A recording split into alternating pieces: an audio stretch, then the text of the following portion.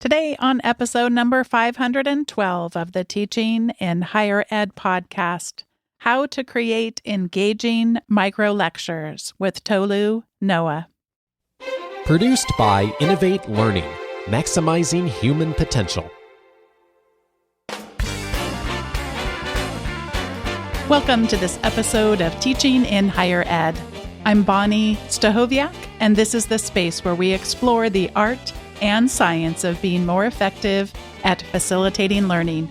We also share ways to improve our productivity approaches so we can have more peace in our lives and be even more present for our students.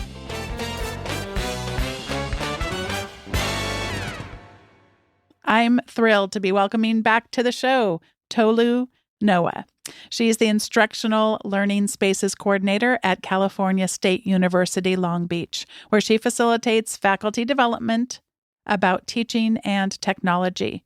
Previously, she was a senior professional learning specialist at Apple, helping educators nationwide explore how they could use iPads and MacBooks to enhance teaching and learning. Tolu also has 16 years of teaching experience in both higher education and K through 12. She was an associate professor in the undergraduate teacher education program at Azusa Pacific University, where she was honored to receive the university-wide Teaching Excellence Award in 2019.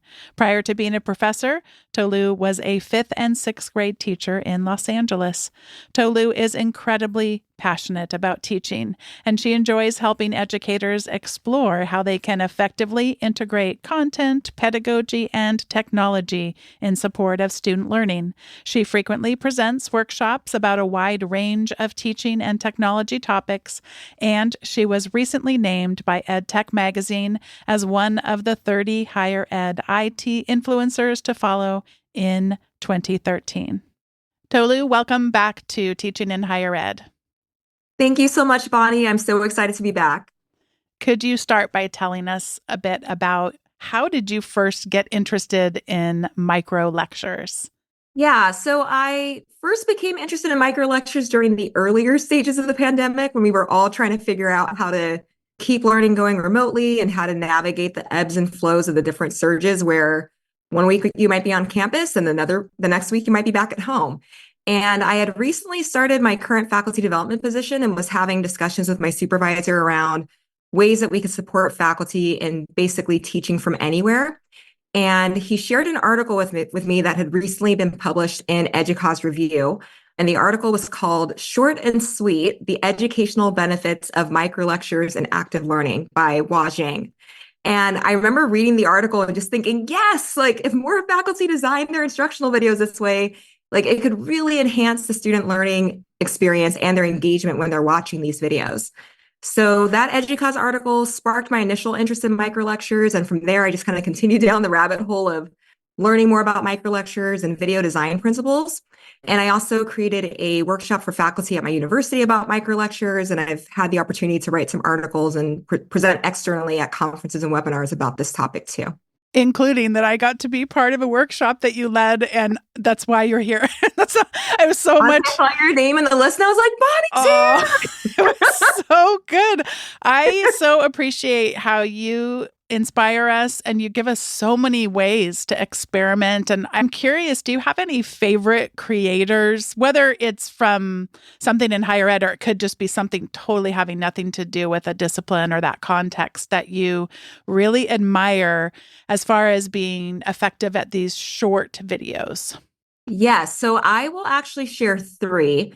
One is tech-based, another one is more faith-based, and then the last one's related to food. So random, but fun, right? So one of my favorite technology creators is an educator in the UK named Jacob Woolcock. He is an Apple Distinguished Educator who's an expert in pretty much all Apple devices, so iPads, MacBooks, and iPhones. And he has created literally hundreds of short tutorial videos about these tools. And I would say that his videos kind of fall into 2 major buckets. So some of them are more geared towards the general public, so anyone who uses an Apple device and wants to learn more about its features. And whenever there's a new major iPhone update, he actually makes a bunch of short 1 to 2 minute videos that highlight all of the latest features and how to use them. And I always find myself learning so much more about the power and potential of my devices through watching his videos than I would ever figure out just by kind of tinkering around on the device on my own. And then the other major category of videos that Jacob produces are iPad tutorials that are specifically geared towards educators and students who want to leverage iPads for teaching and learning. So using apps like Keynote or Clips or iMovie in more of an instructional capacity.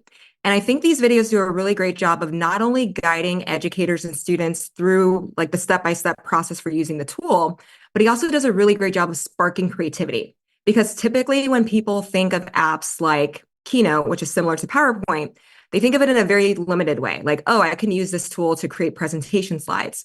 But Jacob really opens up so many more incredible possibilities with his videos.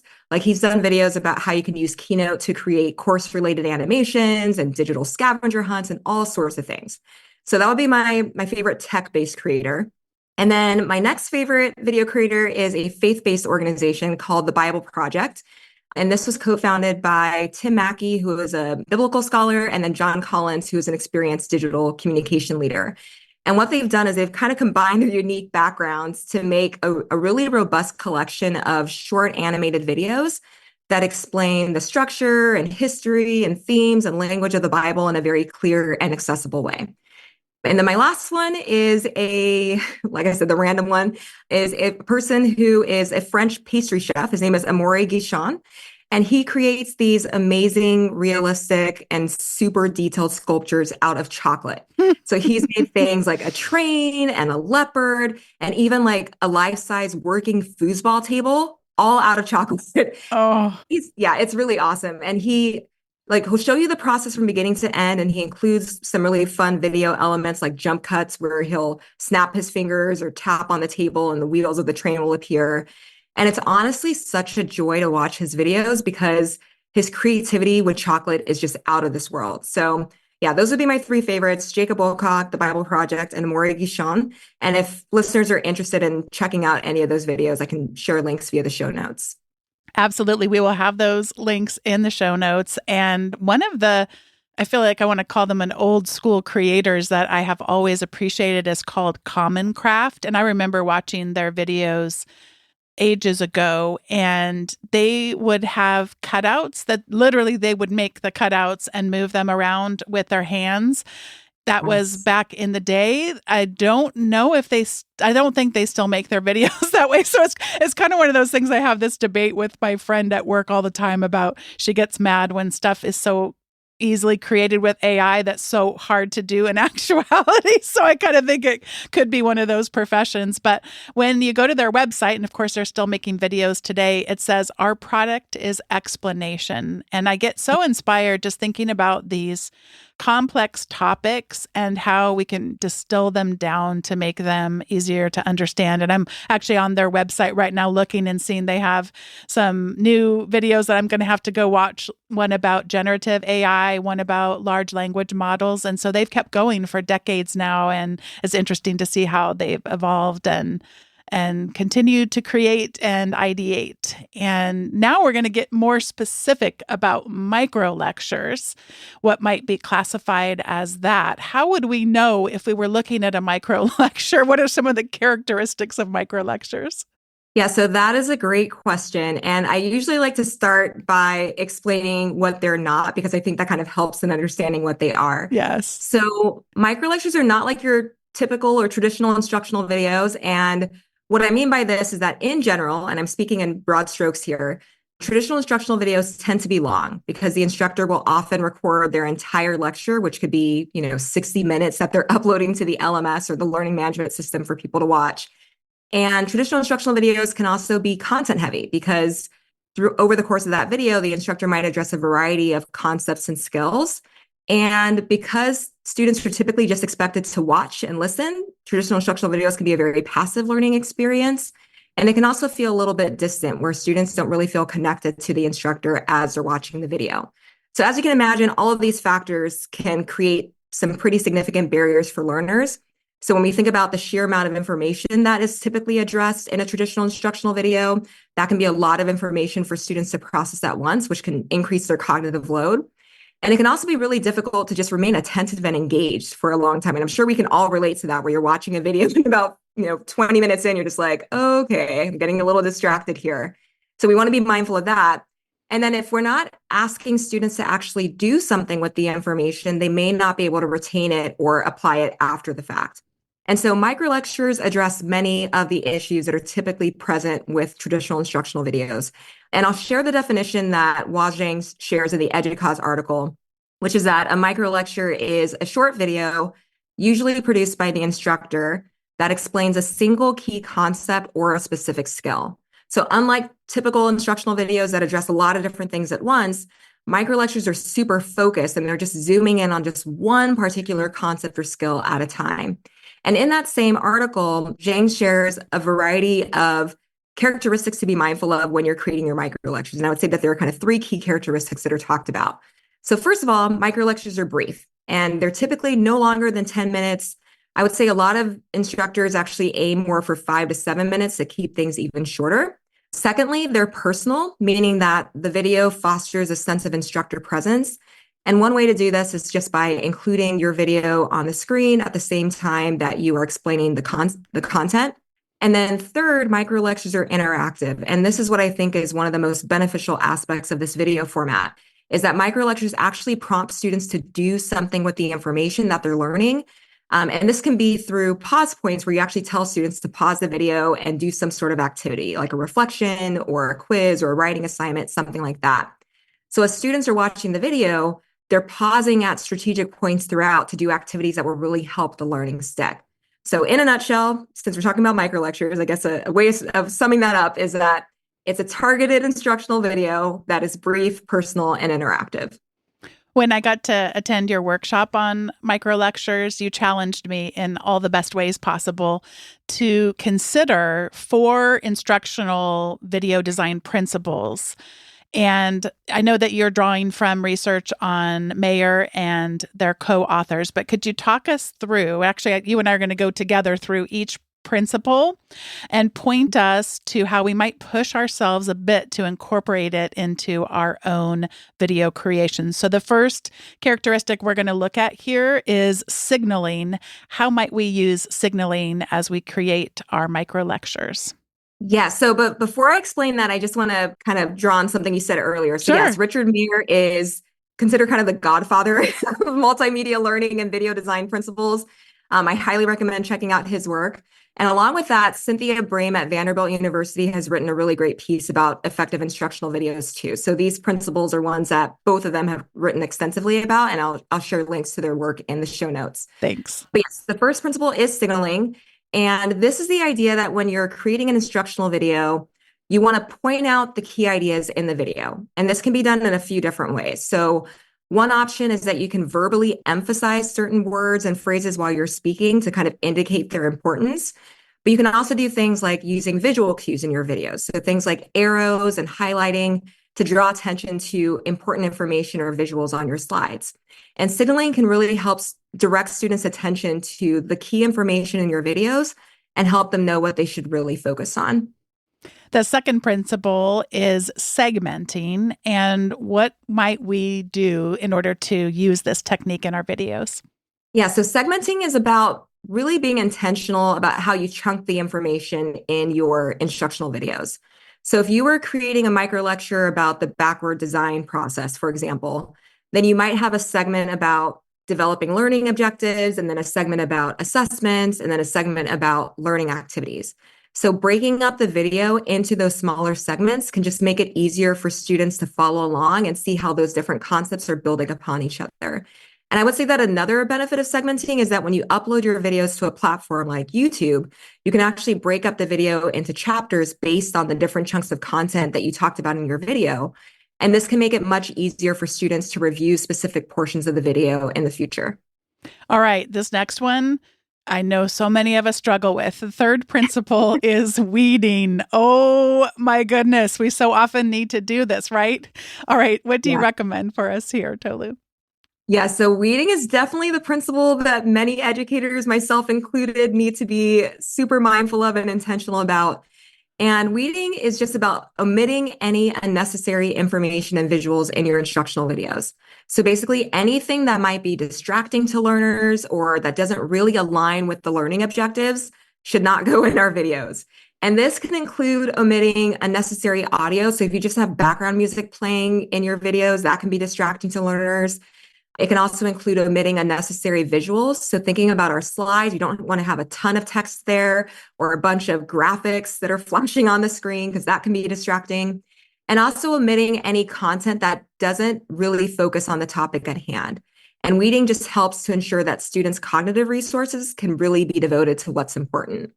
When you talked about the audio and the background, I'm not sure what it is about me that causes this to happen, but when somebody does have a track playing, and especially if the volume hasn't been brought down sufficiently, I cannot concentrate on what the person is saying. I cannot do it. It really can be distracting. And I think sometimes we hear from other amazing creators. I'm thinking as you were sharing that of the podcast, This American Life, and you listen to a podcast like that and they make such incredible use of background music, but it's transitioning to it. It's part of the storytelling element, but without that refined, I was going to say refined eye, but it's really refined ear. We can oversimplify what's really happening and then just think that if we lay down a track, somehow that's going to achieve the same effect and it can do the opposite of what we want to. Yep. It just goes back to what you said about like, we need to be intentional about it, right? Yeah. So in that podcast, they're really intentional about where that audio is coming in. But if we just have the track playing the entire time, then that's really competing with students' like focus when they're watching a video. And speaking of intentionality, the fourth principle is matching modality. How should we approach this principle? Yeah, so matching modality is about conveying information in multiple ways. So if you're explaining something in your video verbally, then you also want to have a related visual on the screen rather than just using audio or visuals alone to explain the content. So going back to the backward design example, instead of me just explaining the process of backward design verbally, perhaps I'll also have a diagram on the slide where as I explain each part of the framework, a related visual appears with the name of that part and perhaps an image like a target to represent objectives. So providing information in both audio and visual formats can just make it easier for students to process and retain the information. And we just talked about 4 principles of the signaling, segmenting, weeding, and matching modality, but those are not the only ones. So if listeners want to take an even deeper dive into video design principles, Mayer has written about, I think, 14 different principles. So you can definitely continue to explore this further. And I also wanted to call out the importance of always thinking about accessibility when creating instructional videos. So if you're using slides in your microlecture, you want to be mindful of things like the color contrast so that the information is perceivable. We also want to make sure that our videos always include accurate captions. And this is not only essential for students who are deaf and hard of hearing, but it's also helpful for multilingual students and students who are watching videos in quiet or noisy environments and so on. And you might even want to consider providing a transcript in addition to the caption video so that students have an additional option for how they can access the content. And this is just a good way to incorporate Universal Design for Learning or UDL principles into your video design practices. So much of what you've touched on here so far comes down to intentionality, which I know you mentioned earlier, and it can feel so overwhelming. How am I going to be able to do all the things? And you've created a tool that could help guide us a little bit. Tell us about the planning template. Yeah, so I made a microlecture planning template to support instructors in planning the content and activities for their microlectures. And I'll just provide a description of what it is and what you'll see. And then I'll also provide the link to this in the show notes. But the planning template is divided into 5 main sections, which are pre-planning, beginning of microlecture, middle of microlecture, end of microlecture, and next steps.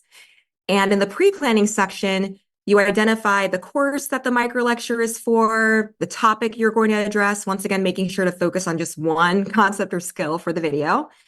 You also note the learning objectives that the microlecture will focus on, and the assessment or what students will do to demonstrate their learning. And then the next 3 sections of the template focus on the beginning, middle, and end of the microlecture. And for each of these sections, you outline both the content and the interactions. So the content would be the specific information you plan to teach or the skill that you plan to demonstrate during that part of the microlecture, while the interaction is what students will pause and do to actively engage with that content. And throughout the template, I provide guiding questions that you can think about as you're outlining the content for each section. And I also provide links to specific active learning activities that students could do to interact with the content. And then the last main section of the planning template is next steps. So here you would note the format you want to use for your microlecture and the materials you'll need in order to create your video. And in terms of format, there are endless options for how you can design your microlecture. So you can make a simple talking head video using the built-in camera app on your device, or a website or app like Flip, where it's just you talking on the screen and perhaps using some visual or physical objects as visual cues to explain the concept. You can also do a narrated slideshow or screencast using tools like Keynote or PowerPoint or Loom, where you add audio or video narration to your slides. Or you could do a digital whiteboard microlecture where you use a tablet like an iPad to annotate the screen as you're explaining the content, similar to like the Khan Academy style videos. In terms of materials, you want to think about things like the device you're going to use to record, whether that's your phone, your tablet, or computer, any specific apps you're going to use, and then instructional materials that you might need to create, like slides or handouts. And then there's also a bonus section at the very end of the template that has links to additional resources.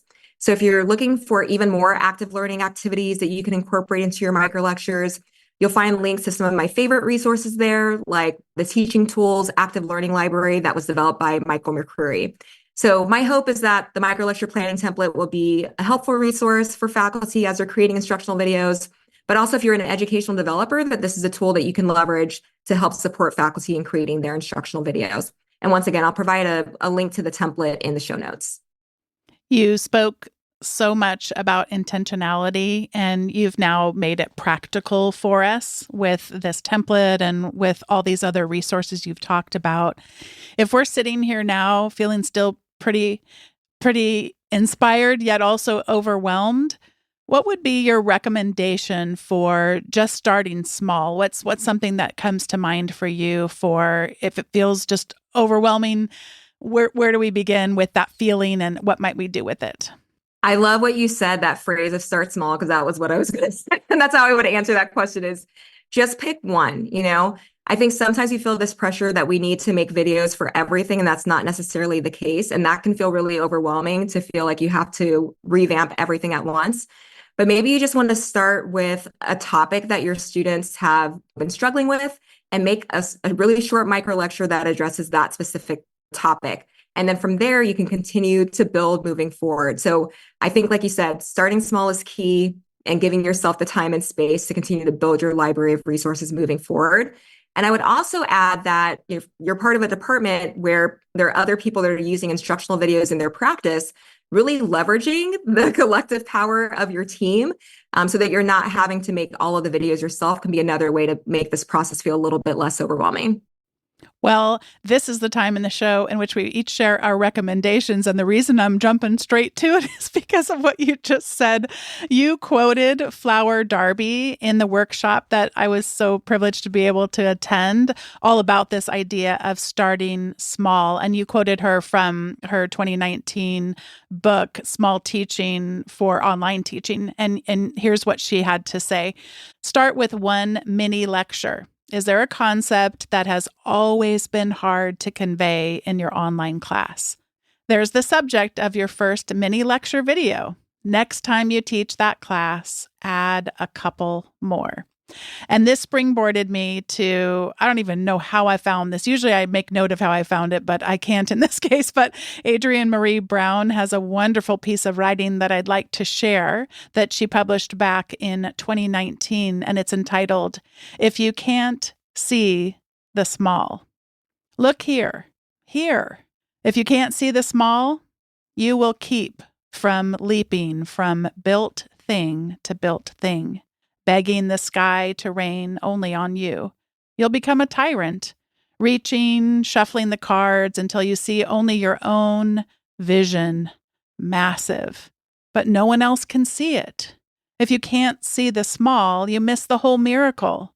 It is all moments nearly missed, private, impossible to perform, or perfectly acted. Context and all moments of faith hit the surface and change it, shivering us open to love our ridiculous longings. If you can't see the small, you may never feel true love. It comes with the slimmest shadow of warning. Whisper clacking spider toes up your spine. To love is to truly lose, the only thing you can ever truly have, and never buy, for love, true, the whole surrender kind, starts with a gasp. If you can't see the small, you may never know pleasure, which is not about the immersion into eternal bliss. No, it is the printed pad of your finger grazing along my shoulder as you realize you need to feel me. It is inside where the sun, wind, rain, and earth have never touched you, but I have. If you can't see the small, you won't know what the dirt is screaming, one grief at a time, that the whales are singing warning songs, that there is a shudder in all of life now, a premonition, change everything, for everything is changing. I go from the incredible, beautiful writing of Adrienne Marie Brown to a TikTok trend. I would also like to recommend a tiny microphone. I started seeing this from the students at our university as they would go about interviewing each other on various Instagram videos that they would post. These are adorable, tiny microphones that you can purchase for all of about $10 or so. And they will plug into your phone and allow you to get better audio than your phone's going to pick up on its own. And also, it's just kind of silly and generates a lot of authentic responses in my experience. And finally, also sort of having to do with audio, video, lighting, whatever, is a device called a Flick. That's FLIC. And this connects to your Apple HomeKit or your Amazon Alexa, and it allows you to control things that you might be able to control through those networks. We use it a lot in our house for lights, and we'll have on a nightstand where you can turn off the light right from there without having to get up and walk across the room in order to do so. And they're just really fun things that you can do. They also can trigger other sorts of routines, play music. You can imagine your imagination here is limitless. They're very simple, just different ways you push the button, whether you double push it, whether you push and hold, or a simple push of the button that's not that lengthier hold. So those are my recommendations. And Tolu, I'm going to pass it over to you for yours. Awesome. So my recommendation is directly related to today's topic of instructional videos, and it's a book by Karen Costa entitled 99 Tips for Creating Simple and Sustainable Educational Videos. And in this book, Karen shares practical advice you can use throughout the video creation process. And what I really love is her emphasis on a humanized approach to video creation, and her reminders throughout the book that our videos don't have to be perfect in order to be effective, which is something I honestly struggle with, of like, oh no, I made a mistake. Let me record it again and again. And she's just like, it's okay. Like, what you have is, I think the phrase she uses is satisfice. Like, it's good enough. And Karen also shares some really helpful tips around how to keep your videos evergreen so that you can reuse them in the future. So things like not mentioning due dates and holidays and other term-specific information. So if you create instructional videos or support others in doing so, I definitely recommend checking out Karen's book. I need to revisit her suggestions on how to keep videos evergreen, because I get myself into so much trouble with that. Yeah. Oh, good advice. Good advice. Well, it has been such a joy to have you back on the podcast. When you've been on previously, I hear from more people just about the ways in which you challenge us, you encourage us, and give us so many resources. So thanks for coming back this time to talk about Microlectures. Thank you so much, Bonnie. It was great being back. It was so great to reconnect with Tolu Noah for today's episode, which was produced by me, Bonnie Stachowiak. It was edited by the ever-talented Andrew Kroger. Podcast production support was provided by the amazing Sierra Priest. If you've been listening to the show for a while and have yet to sign up for the weekly updates, head over to teachinginhighered.com/subscribe. You'll receive the most recent episode's show notes, as well as some other resources that don't show up in said show notes. Thanks so much for listening, and I'll see you next time on Teaching in Higher Ed.